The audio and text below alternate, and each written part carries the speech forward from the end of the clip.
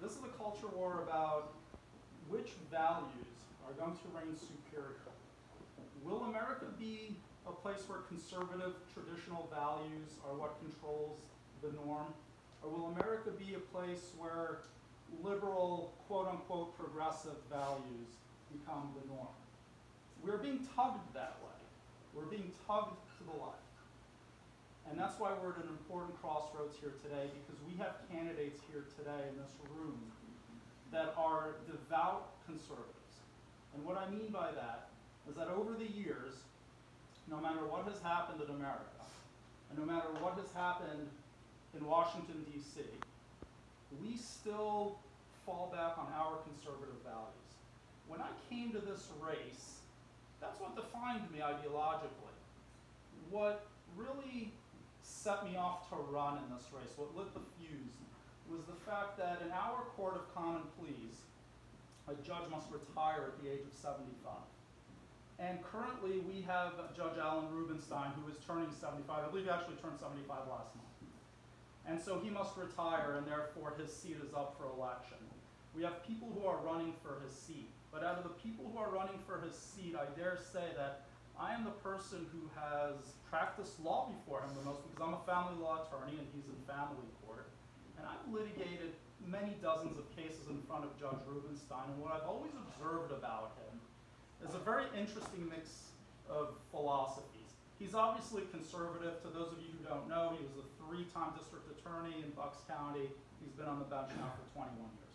He's a conservative, always ran as a Republican, and I think he ran at a time when to be a Republican was to be a conservative. Unfortunately, that's not the case anymore. That's a whole other conversation, which we could have with Brian Fitzpatrick. So what I've observed about Judge Rubenstein is the fact that he listens to a case, to the facts, he applies the law. He doesn't make the law, he doesn't legislate from the bench, but he knows the law and he applies it.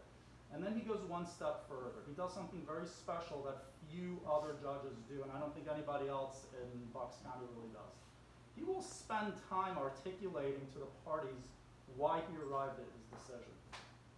Sometimes that's really cost him in the media, but I think it's an honorable trait, because if he hears a case where there is a 21-year-old woman with a 6-month-old baby who insists on drinking to the point of being a fall-down drunk every night, he may say to this woman, you know, the problem with you having custody of your child is that if the child chokes on something, you certainly wouldn't be able to drive her to the hospital. Maybe dial 911 if you could remember the order of the numbers. This is the kind of thing that you get from Judge Rubenstein. And by doing that, maybe he saved a few lives. Because he tells people why it is that he's ruling the way it is, and I admire that. I've always admired that about him. And when I saw an opportunity to run for judge, to replace him, I saw that as an opportunity to extend his legacy, a conservative legacy on the bench. A conservative legacy starts with the discipline to never legislate from the bench. Okay?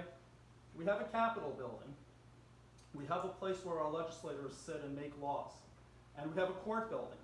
That's a place where the judges sit and interpret laws. They're two different buildings for a reason. Because a judge should not make a law. A judge should apply the law. Sometimes a judge needs to interpret the law, but a judge should never make the law. But that requires a tremendous amount of discipline. It's very easy to get up there as a judge and say, hey, you know what? I see the facts of this case, and I think this is the way it should go, so I'll shoehorn the facts and the law together to get the result that I want. But that is not a conservative philosophy. And I could tell you this, I am an attorney, I practice family law, and as a family law attorney, I see the problem with having a non-conservative judicial philosophy. It means that the end zone is always moving, the field goal mark is always moving. You never know where you have to aim at, because you don't know which way the judge is going to go. If you know the law, you could help people by saying, comport yourself to the law, and the courts will uphold justice for you. But if the courts are just making it up as they go along, what do you say to people about justice? What does that tell people about justice?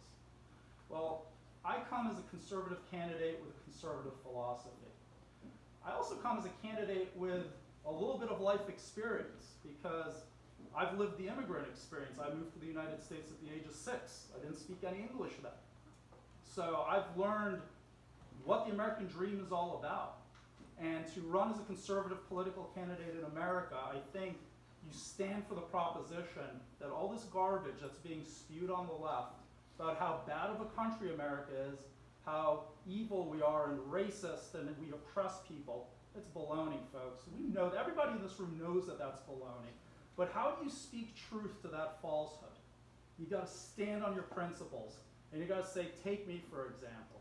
If I'm not proof positive of the American dream, then I don't know what is. We are going to have an election coming up where we're going to have a Democratic opponent coming up who, we know who it is because she's running unopposed. She's an African-American woman who's not said much about what her judicial philosophy is, but she says that she wants to be a judge because she wants to be the first African-American judge on the court of Bucks County. And that's good, but I think we need to know a little bit more about why is it that she wants to be a judge? What is her perspective on justice? Well, in my case, I speak about my perspective on justice first, and I tell people about my identity group as an immigrant second, because I think that's the order it should come in, because we shouldn't engage willingly in identity politics. We should talk about the quality of candidates. And folks, I promise you this, if we commit to this, if we stand up for conservative values, unapologetically, we don't allow the left to force us to apologize for our values, we can take this county back. We could take the White House back because we have the right values. We have the truth. So we got an election coming up. We got a primary on May 18th, and I'm asking for everybody's support. Please come out and support a candidate such as myself. I'm not running with the endorsement of the party. I'm a political outsider. I've not been in politics before this campaign. I'm not an establishment guy. I'm not an anti-establishment guy. I'm a non-establishment guy. And what that means is if I get elected, I don't owe anybody any favors. And that's important in a judge. So at the May 18th primary, please vote for me. And when we go on to win, please vote for me in November as well. Thanks for your time. Thank you.